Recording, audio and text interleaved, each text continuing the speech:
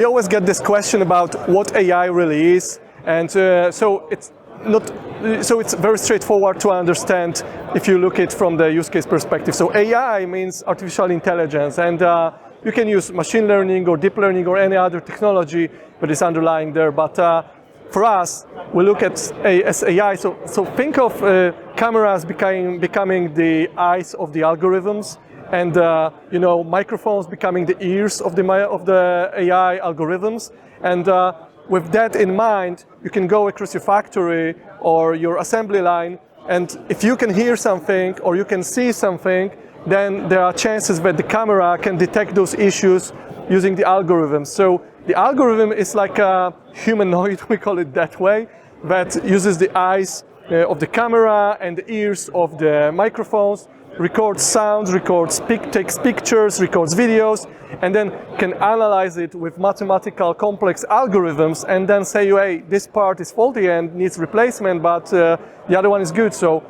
that's what we use AI for. The other thing would be that AI helps us transform data into information. And in the context of big data, you can think of complexity of large physical simulations where you have viscosity, parameters like RPM, maybe describing geometry of a tank, whatsoever, and then all of this data can be transformed into information with AI, and you can, for instance, get answers like how fast should I rotate or spin within the bottle to produce liquid but avoid excessive foam. So that's what AI is, and that's how we define it by Bytelek.